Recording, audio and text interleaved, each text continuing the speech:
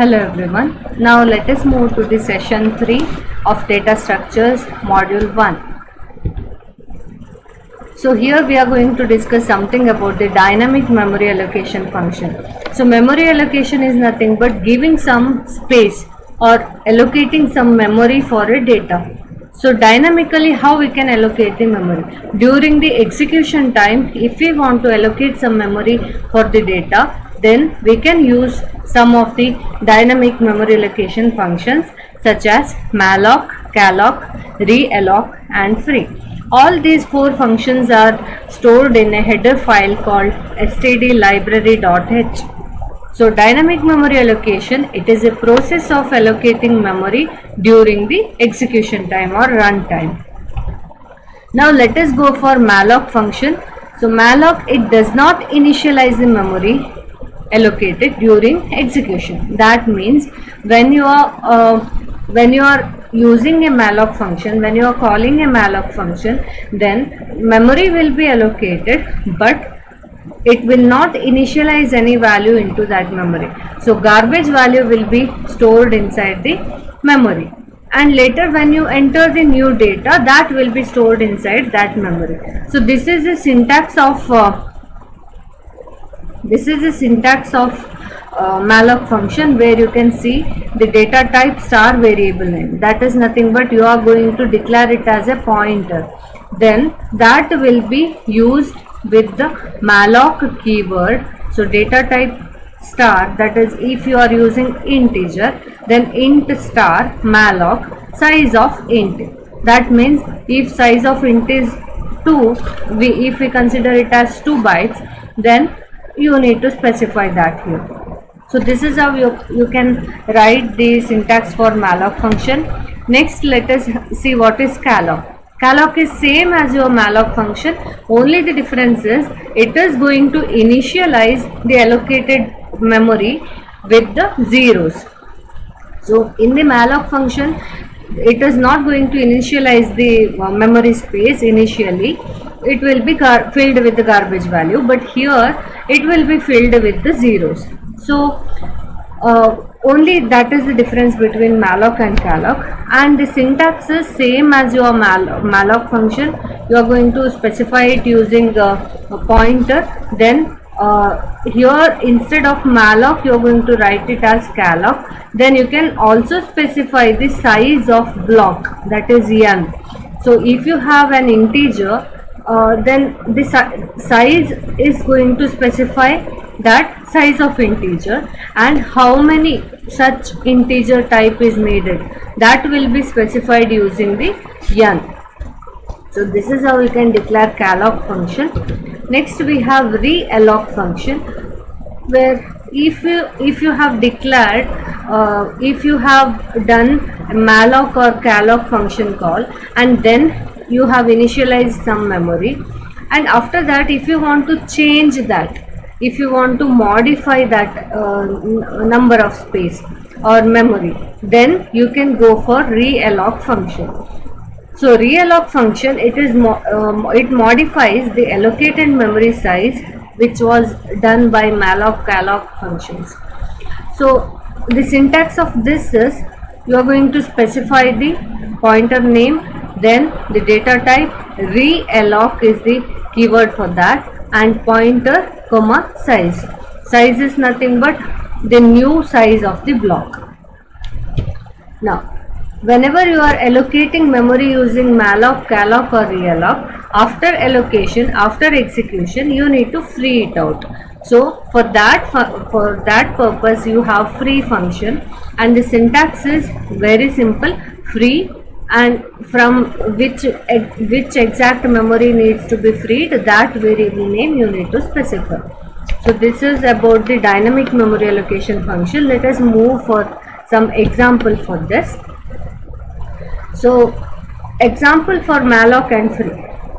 So if you consider here in the first statement, you are going to declare a pointer using int type, and then using malloc you are going to initialize the size for initialize the memory for pointer. Now when you do like this, it will create memory like this. For pointer, it will create a memory like this, and then what will happen is 2 bytes will be allocated for PTR, then garbage value will be filled inside this. Next, when you are going, if pointer is 0, error message should be printed. Otherwise, I have done a simple operation. I have copied 25, the number 25 to pointer. That means inside the memory you are going to have the number like this, and then you are going to print. So this will be done during execution time, and when after the execution, that memory space will be freed out, and that will be utilized for some other purpose. This is the example for calloc and free function, where I have used 3 different variables a, b, c, and in a I am going to take integer size, and how many number of such block? Only 1. So 2 bytes will be allocated for a. For a, 2 bytes will be allocated. What about b? For b, I have, instead of size of integer, I have written it as 4. So 4 bytes will be allocated. How many such blocks will be created? 2 such blocks will be created. So 4 bytes, 2 blocks. Total 8 bytes will be allocated for b. Now I am going to assign the value for a and b like this, and then once again I am going to create a memory for c to store the result. So for c, how much memory I have initialized? Size of int, that is 2 bytes. How many blocks? 3 blocks. So 2 into 3, you will get 6 bytes for c. Now you are going to perform the operation, the regular operation a plus b, and then the sum will be stored in c. After storing the sum in c, you are going to print it, and after printing you are going to free everything, free a, b, c. This is the example for calloc and free function. Now let us go for the example of reallocation function. Here what I have done is character star PTR. So here you can see pointer is going to be allocated using malloc function. I am going to specify size as 5. See, instead of size of int, size of character, I have written directly as 5. So 5 bytes will be allocated for PTR, right? This is how you are going to allocate. And after that, using string copy function, I am going to copy a, b, c, d to PTR. So inside the block memory allocated, whatever you have allocated, in that a, b, c, d will be copied. Now after that, what we have done? We are going to print that string. So a, b, c, d will be printed out. Then after that, I want to modify the space. Instead of 5, I want 10 memory spaces.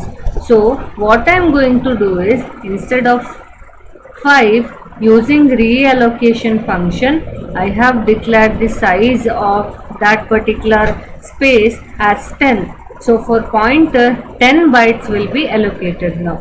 And then once again, using string concatenation function, I am concatenating EFGHIJ to pointer. That means when you are doing this particular operation, extra 5 space will be allocated. These extra 5 space will be allocated. And after that, I am going to concatenate this particular string to PTR. So after A, B, C, D, I will get E, F, G, H, I, J.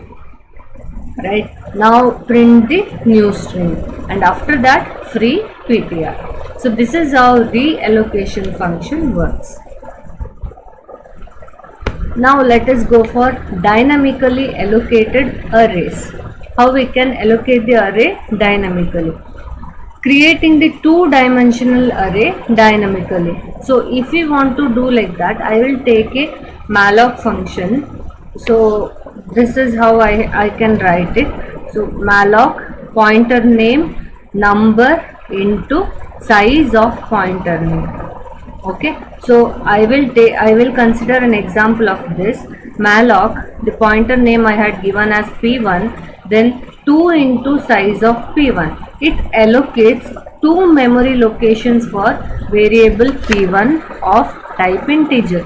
That means 4, if I consider 4 byte for integer, in 64-bit machine you can have 4 bytes for integer. So 4 and 4, right? Total 8 bytes will be allocated for P1. Now, creating a two-dimensional array dynamically, how we can exactly do this? So, if you want to do this, we have two different steps. One is, the first step is allocate the memory for row pointer. So, if you consider two-dimensional array, one is row and one more is column, that both you need to consider, right? So first you need to allocate the memory for row pointer.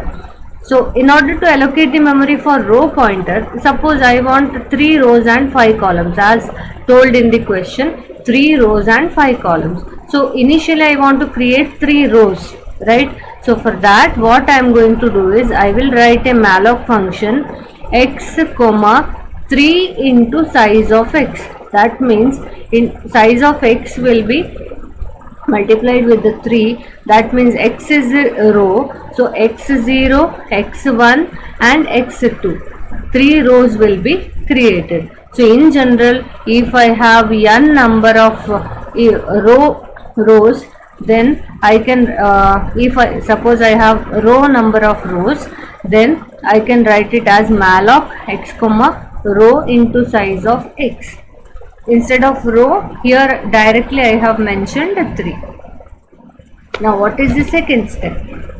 Allocate the memory for each row with the specified number of columns. So in the question we have 3 rows and 5 columns for each rows, right? So x0 carries 5 rows, x1 carries 5 rows, x2 carries 5 columns. Sorry, each row, x0 is a row, it carries 5 columns, x1 carries 5 columns, x2 carries 5 columns. Now how can we create it? In order to do that, I will take x0 as a point variable here, x of 0, then how many number of columns I want? 5 into size of star x. Here you need to specify pointer to pointer, because in the previous one we have already specified the pointer, because using malloc you can specify the pointer. So for that pointer you are going to assign one more pointer. That is why it will become pointer to pointer concept. So for x1 also the same thing we are doing, x2 also same thing we are doing. So for x of 0, 5 columns will be assigned. For x of 1, 5 columns will be assigned. X of 2, 5 columns will be assigned. So this can be rewritten as, in general you can write it like this. Using the for loop you can write x of I column into size of star x. This is how you can create a two-dimensional array dynamically. So if you do malloc dynamically, you can create the two-dimensional array. So this is all about the session 3. We will next meet in the session 4. Thank you guys.